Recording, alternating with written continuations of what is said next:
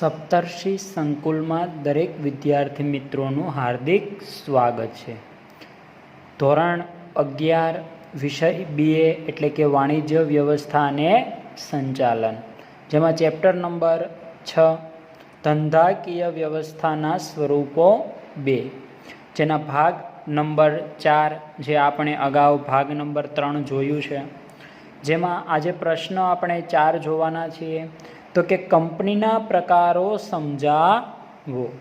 કંપનીના પ્રકારો આપણને 4 આપેલા છે, તેમજ તેના પણ પેટા પ્રકારો પણ આપણને આપેલા છે, જે આપણે પાઠ્યપુસ્તકના આધારે આપણે ભણીએ અને આગળ જાણીએ. તો કંપનીના પ્રકારો 4 પ્રકારના છે, જેમાં પહેલું ખાસ કાયદા દ્વારા અસ્તિત્વમાં આવતી કંપની, સભ્યની દ્રષ્ટિએ બીજો પ્રકાર, ત્રીજું વર્ચસ્વની દ્રષ્ટિએ અને ચોથો નોંધણીના સ્થાનની દ્રષ્ટિએ. જેમાં ખાસ કાયદા દ્વારા આવતી કંપનીના કોઈ પેટા પ્રકાર નથી, જ્યારે બીજો પોઈન્ટ સભ્ય સંખ્યાની દ્રષ્ટિએ છે, તેના પેટા પ્રકાર 3 આપણને આપેલા છે: જાહેર કંપની, ખાનગી કંપની અને એક વ્યક્તિની કંપની. જેમાં જાહેર કંપનીના પણ પેટા પ્રકાર આપણને આપ્યા: શેર મૂડીથી મર્યાદિત જવાબદારીવાળી, બીજું બાહેધરીથી મર્યાદિત જવાબદારીવાળી કંપની અને ત્રીજું અમર્યાદિત જવાબદારીવાળી કંપની.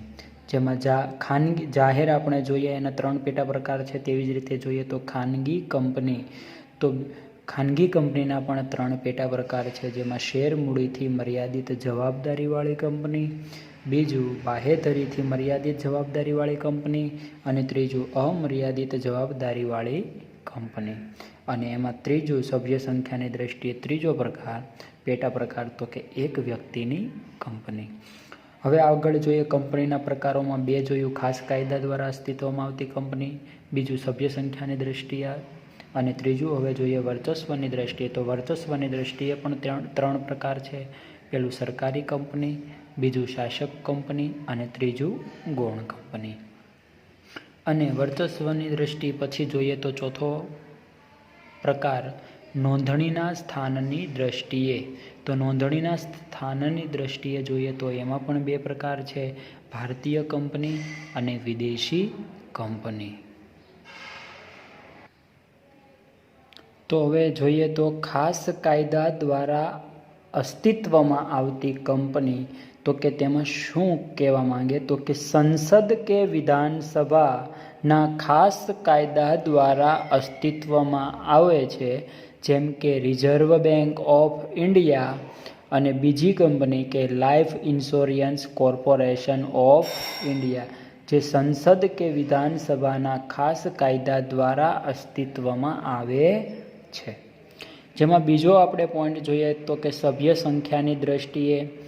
તો કે સભ્ય સંખ્યાની દ્રષ્ટિએની વાત કરીએ તો એમાં પણ તેના 3 પ્રકાર પેટા પડેલા છે. તો કે જાહેર કંપની, ખાનગી કંપની અને એક વ્યક્તિની કંપની. તો કે જાહેર કંપની પહેલાં આપણે જોઈએ તો કંપની ધારા અનુસાર જે કંપની ખાનગી કંપની નથી તે કંપની કેવી થઈ જાય? જાહેર. ખાનગી નથી, એ કંપની જાહેર છે, જેમાં ઓછામાં ઓછા 7 સભ્યોની જરૂરી છે અને વધુમાં વધુ ઉપર કોઈ નિયંત્રણ હોતું નથી. આ કંપની તેના શેર અને ડિબેન્ચર ખરીદવા માટે જાહેર જનતાને શું આપી શકે છે? આમંત્રણ આપી શકે છે કે અમારા ભાઈ કંપનીના શેર તમે ખરીદી શકો છો. આમ શેરની ફેરબદલી ઉપર કોઈ નિયંત્રણ પણ નથી. તમારે ફેરબદલી કરવી હોય, બીજા શેર હોય વેચવા હોય ને કોઈ નવા ખરીદવા હોય તો ખરીદી પણ શકો છો. આમ જાહેર કંપનીના સભ્યોની જવાબદારીની દ્રષ્ટિએ પાછા 3 પ્રકાર પડે. જોજો, કંપનીના સભ્યોની જવાબદારીની દ્રષ્ટિએ 3 પ્રકાર પડે છે. એમાં પહેલો પેટા પ્રકાર શેર મૂડીથી મર્યાદિત જવાબદારીવાળી કંપની. તો કે કંપનીના સભ્યોની જવાબદારી તેમણે કંપનીના ખરીદેલા શેરની દાર્શનિક કિંમત નક્કી કરેલી કિંમત પૂરતી જ મર્યાદિત હોય છે. આ કંપનીએ તેના નામના છેડે કયો શબ્દ વાપરે છે? તો કે લિમિટેડ શબ્દ વાપરે છે અથવા લખવો પડે છે. અને બીજો પોઈન્ટ પેટા પ્રકાર બાહેધરીથી મર્યાદિત જવાબદારીવાળી કંપની.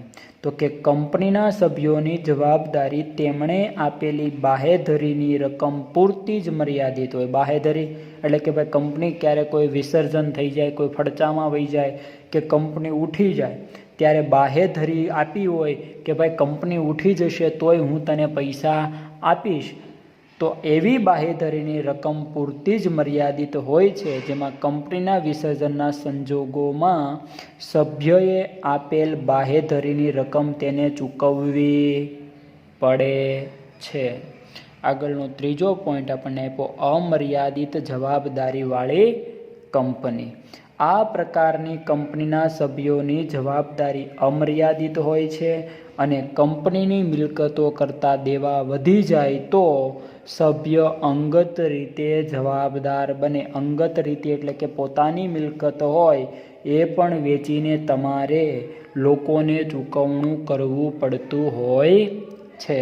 આમ કંપનીના વિસર્જનના સંજોગોમાં સભ્યોએ તેમની અંગત મિલકતોમાંથી હિસ્સો પણ આપવો પડે છે. હવે વાત કરીએ તો ખાનગી કંપનીની.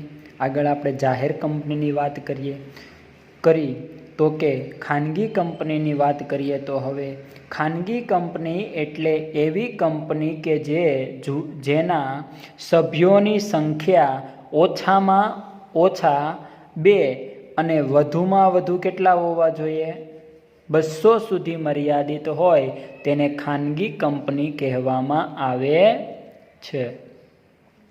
જેમાં જાહેર જનતાને તેના શેર કે ડિબેન્ચર ખરીદવાનું શું આપણે આપી શકતા નથી?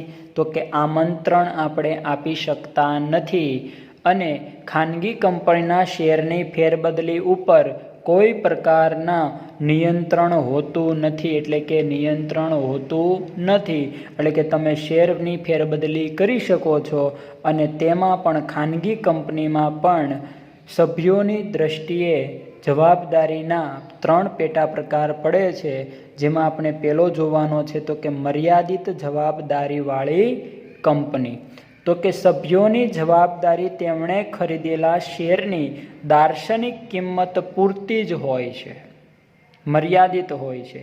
જેમાં મર્યાદિત જવાબદારીવાળી કંપનીએ તેના નામને છેડે કયો શબ્દ લખે છે? તે પ્રાઇવેટ લિમિટેડ. જ્યારે જાહેરમાં કયો શબ્દ લખવામાં આવે છે? જાહેર કંપનીમાં તો કે લિમિટેડ શબ્દ લખવામાં આવે છે. અને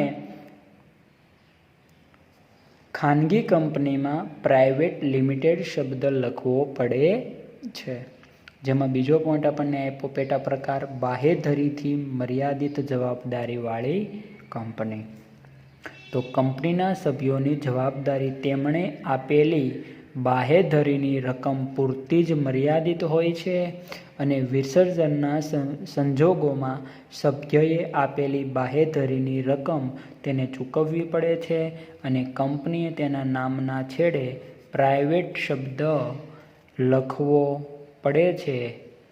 અને ત્રીજો પોઈન્ટ આપણને આપ્યો તો કે અમર્યાદિત જવાબદારીવાળી કંપની. તો કે કંપનીના સભ્યોની જવાબદારી અમર્યાદિત હોય છે, જેમાં કંપનીની મિલકતો કરતાં દેવા વધી જાય તો સભ્ય અંગત રીતે જવાબદાર બને છે અને કંપનીના વિસર્જનના સંજોગોમાં સભ્યએ તેમની અંગત મિલકતોમાંથી પણ તેને હિસ્સો દેવો પડે છે. કેમ કે જ્યારે તમે નક્કી કર્યું હોય ત્યારે વિસર્જન થાય ત્યારે નક્કી કર્યું કે ભાઈ કંપનીમાં કોઈ પણ પ્રકારની ખોટ આવશે કે કોઈ પણ પ્રકારનું વિસર્જન આપણે કરતા હશું ત્યારે નુકસાની આવશે, તો અંગત મિલકત વેચીને પણ તમારે કોઈ પણ મિલકતો વેચીને પણ તમારે હિસ્સો ચૂકવવો પડશે. એમ આ કંપનીના નામની છેડે એટલે કે છેલ્લે શબ્દ વપરાતો હોય તો પ્રાઇવેટ શબ્દ લખવામાં આવે છે. તો હવે આપણે જોઈએ વર્ચસ્વની દ્રષ્ટિએ. તો કે વર્ચસ્વની દ્રષ્ટિએ પણ તેના પ્રકાર છે. જેમાં આપણે જોઈએ તો કે પેલું સરકારી કંપની. તો કે સરકારી કંપની કોને કહેવાય? જે કંપનીની ભરપાઈ થયેલી મૂડીના ઓછામાં ઓછા ટકા કેટલા? તો કે 51% મૂડી કેન્દ્ર સરકારની હોય, રાજ્ય સરકારની હોય, એકથી વધુ રાજ્ય સરકારોની હોય કે કેન્દ્ર સરકાર અને એક કે એકથી વધુ રાજ્ય સરકારો સાથે મળીને ધરાવતી હોય તેને સરકારી કંપની કહે છે. જેમાં દાખલા તરીકે અશોક હોટલસ લિમિટેડ અને બીજું છે ભારત હેવી ઇલેક્ટ્રિકલ્સ લિમિટેડ અને ત્રીજી કંપની એવી છે કે મહાનગર ટેલિફોન નિગમ લિમિટેડ. આ 3 કંપની એવી છે કે જે સરકારી પણ છે અને ખાનગી પણ છે, એક રાજ્યની પણ છે, કેન્દ્ર સરકારની પણ છે અને બધા રાજ્યો ભેગા થઈને પણ તેનું આ કાર્ય સંચાલન કરે છે. એટલા માટે સરકારી કંપનીની આપણને 3 નામ અહીંયા આપવામાં આવ્યા છે, જેમાં 51% હિસ્સો સરકારનો છે. કેટલા ટકા? 51%. અને 49% જે વધે છે તે કોઈ અલગ ખાનગી કંપની હોય, કોઈ એક વ્યક્તિ હોય કે અનેક લોકો સાથે મળીને સરકારી કંપની ચલાવતા હોય છે. જેમાં બીજો પોઈન્ટ શાસક કંપની. તો કે કોઈ એક કંપની બીજી કંપનીના 50% કરતાં વધુ શેર ધરાવતી હોય. કેટલા ટકા? 50% કરતાં વધુ શેર ધરાવતી હોય અને કંપનીના બહુમતી સંચાલકોની નિમણૂકનો અધિકાર ધરાવતી હોય તો તેને શાસક કંપની કહે. કેમ કે કોઈ કંપનીના શેર 50% એની ખરીદી લીધા એટલે આ રાજા થઈ ગયા, એટલે શાસક થઈ ગયું એનું. એટલે કોઈ એક કંપનીની બીજી કંપની 50% કરતાં વધુ શેર ધરાવતી હોય અને કંપનીના બહુમતી સંચાલકોની નિમણૂકનો અધિકાર ધરાવતી હોય તેને શાસક કંપની કહેવાય. તો કે એવું જ શબ્દ નીચે આપણને ગૌણ કંપની. તો કે ત્રીજો પ્રકાર છે વર્ચસ્વની દ્રષ્ટિએ. તો કે જે કંપનીના 50%થી વધુ શેર શાસક કંપની ધરાવતી હોય અને જે કંપનીમાં એ જ કંપનીમાં બહુમતી સંચાલકોની નિમણૂક કરવાનો અધિકાર શાસક કંપનીનો હોય તો તે કંપની કેવી થઈ ગઈ? ગૌણ. જેની પાસે 50% વર્ચસ્વ છે, શાસક કંપની પાસે એનું પ્રભુત્વ છે, તો 50%માં તો અન્ય લોકો ઘણા બધા હોય એટલે 50% હિસ્સો. કારણ કે ભાગીદારો હોય, 2 ભાગીદારોમાં એક 70% રોકાણ કરે અને એક 30% રોકાણ કરે તો 70%નું વર્ચસ્વ કેવું હોય? વધારે. અને 30%નું વર્ચસ્વ કેવું હોય? ઓછું. તેવી રીતે વર્ચસ્વની દ્રષ્ટિએ અહીંયા 3 પ્રકાર પૂર્ણ કર્યા. હવે આપણે આગળ જોઈએ છીએ તો નોંધણીના સ્થાનની દ્રષ્ટિએ. તો એમાં નોંધણીના સ્થાનની દ્રષ્ટિએ પણ 2 પ્રકાર આપ્યા, ભારતીય કંપની અને વિદેશીય કંપની. જેમાં ભારતીય કંપનીની વાત કરીએ તો જે કંપનીની નોંધણી ભારતમાં ભારતીય કંપની ધારા હેઠળ કે સંસદે પસાર કરેલા ખાસ કાયદા હેઠળ થઈ હોય તેવી કંપનીને ભારતીય કંપની કહે છે. જે ભારતીય કંપની જાહેર કંપની, ખાનગી કંપની કે સરકારી કંપની પણ હોઈ શકે છે. જેમાં બીજો પોઈન્ટ આપણે જોઈએ તો વિદેશી કંપની. જે કંપનીની નોંધણી ભારત બહાર થઈ હોય, આપણા દેશમાં નહીં, વિદેશી કંપની એટલે કેવી? ભારતની બહાર જેની નોંધણી થઈ હોય, જેની રજિસ્ટ્રાર ઓફિસ ભારતમાં ન હોય અને જેનું ધંધાનું સ્થળ ભારતમાં હોય, ધંધાનું સ્થળ ભારતમાં હોય પણ એની ઓફિસ ભારતમાં ન હોય તેને આપણે વિદેશી કંપની તરીકે ઓળખીએ છીએ અથવા કહીએ છીએ. હવે અહીંયા પોઈન્ટ પૂરા થાય છે. જે કંપનીના પ્રકારો છે એ 4 પ્રકાર અહીંયા પૂર્ણ થયા અને તેના પેટા પ્રકારો પણ અહીંયા પૂર્ણ થાય છે.